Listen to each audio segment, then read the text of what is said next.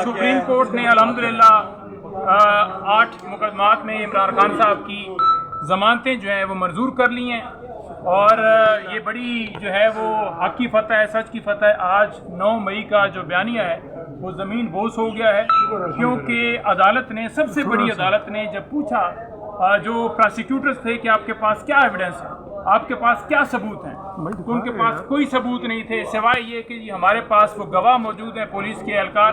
उसके अलावा उन्होंने पूछा और क्या सबूत है, तो कोई सबूत वहाँ पेश नहीं किया जा सका।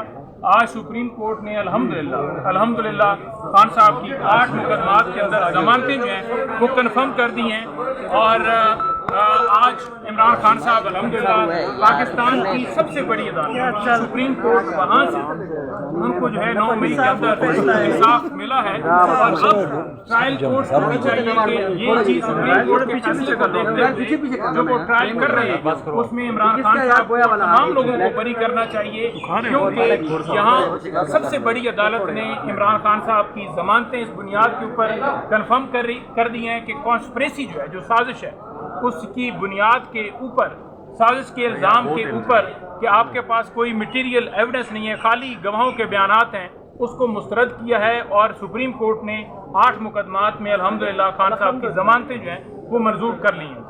अच्छा, नईम हैदर पंजोता साहब, जो लोग टेबल के नीचे छुप कर ये साजिशें सुन रहे थे, उसके हवाले से भी कोई कोर्ट में डिस्कशन हुई, जो पुलिस वाले या बाकी पर्दों के पीछे खड़े होके? देखिए, कोर्ट के सामने सारा केस था, जो जमानतें खारिज हुई, जो वहाँ डिले किया गया, वो तमाम बातें बताई गई और रूल ऑफ कंसिस्टेंसी जो है उसको प्रिवेल किया है। अदालत ने हमारी जो टीम है उससे यही पूछा है कि आप इस नुक्ते के ऊपर बताइए, तो सलमान सफदर साहब ने उसके अंदर बिल्कुल वाज़ेह तौर पर बताया कि बाकी मुकदमात में ज़मानतें जो हैं वो इमरान खान साहब की भी हुई हैं और 9 मई के केसेस के अंदर 3 लोगों की सुप्रीम कोर्ट में ज़मानतें जो हैं वो कन्फर्म हुई हैं, जिनमें एजाज चौधरी साहब थे, हाफिज फरद थे और एक और थे।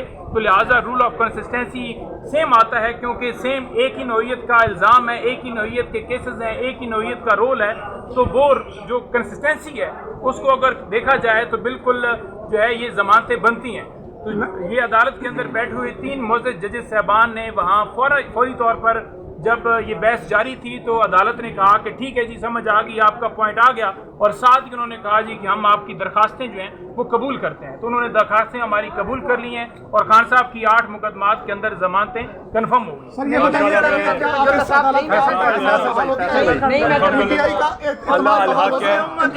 अल्हम्दुलिल्लाह रब्बिल आलमीन, अल्लाह ताला का शुक्र। सबसे पहले अल्लाह अल हक है, इमरान खान साहब पर सारे के सारे मुकदमात हैं, उन्हें जिस सियासी इंतकाम का निशाना बनाया जा रहा है। दुनिया की तारीख में इतने ज़्यादा मुकदमे डबल सेंचुरी, मेरी बात सुने माशाअल्लाह, ये आज जो ये फैसला आया है अल्लाह अल हक है, सच का खुदा है। और अब जो अलकादर केस है, जिसके खिलाफ अपीलें जो सजाओं के खिलाफ दायर की हुई हैं हाई कोर्ट में, वो जनवरी में दायर की हैं, आज अगस्त ख़त्म होने वाला है अभी, और अभी तक वो समाप्त नहीं हुई। तो हम यहाँ से डिमांड करते हैं कि जल्द वो भी मुकर्रर करें, वो भी बोगस में से ख़त्म हो जाएगा, फिर इमरान खान साहब रिहा होंगे इंशाअल्लाह। और अल्हम्दुलिल्लाह जितना अल्लाह का शुक्र अदा करें वो कम है। नहीं, मैं तो पंजोता साहब ये बताइएगा, 8 जमानतें मंजूर होने के बाद खान साहब की रिहाई कब है? क्योंकि एक शायद केस है या...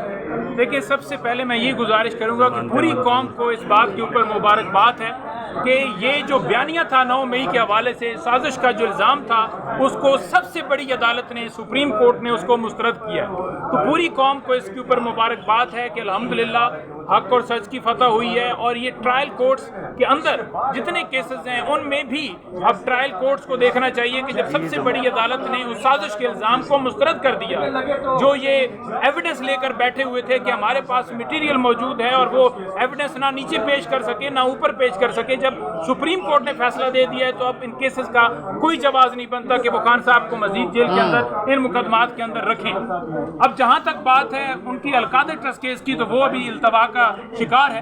جب خان صاحب کی اور بی بی کی وہاں سزا معطل ہوگی تو اس کے بعد ہی ان کی رہائی کی طرف معاملہ بڑھے گا. تو ہم استدعا کرتے ہیں اسلام آباد ہائی کورٹ سے کہ ان پٹیشنز کو لگائیے اور انصاف فراہم کیجیے. خان صاحب اور بی بی صاحبہ کی ضمانتیں دیجیے, سزا کو سسپینڈ کیجیے تاکہ ملک کے اندر انصاف کا نظام جو ہے اس کی طرف ہم بڑھ سکیں. اچھا نہیں حیدر پنجوتا صاحب, بہت بڑی خوشخبری ہے آج آپ لوگوں کے لیے, بہت بڑی سکسیس ہے as a lawyer Pakistan Tehreek Insaf کے وکلا کے لیے. تو اب کیا اسٹریٹجی ہوگی خان صاحب کی رہائی کو لے کر؟ اس حوالے سے کون سی مزید رکاوٹیں ہیں خان صاحب کی کے باہر آنے میں, باہر نکلنے میں, رہائی میں؟ دیکھیے رکاوٹ صرف اس وقت القادر ٹرسٹ کیس ہی ہے, لیکن میں آپ تمام لوگوں سے یہ گزارش کرنا چاہوں گا کہ ایک جو بیانیہ بنایا گیا تھا 9 مئی کے حوالے سے کہ عمران خان نے سازش کی ہے, دیگر لیڈرشپ نے سازش کی اور سارا 9 مئی ہوا ہے, تو وہ جو سازش کا الزام تھا سپریم کورٹ نے اسے نہیں سنا اور انہوں نے یہی کہا کہ یہ سازش کی بنیاد کے اوپر ہم کیسے بیل جو ہے وہ کینسل کر سکتے ہیں. سازش کی بنیاد کے اوپر ہی بھٹو کو سزا ہوئی اور سپریم کورٹ نے اس میں ان کو بری کیا. سازش کی بنیاد کے اوپر ہی ہمارے دیگر رہنماؤں کو یہاں ضمانتیں ملی. رول آف کنسسٹنسی کو فالو کرتے ہوئے معزز عدالت نے اس سازش کو مسترد کیا اور الحمدللہ عمران خان صاحب کو ضمانتیں ملی.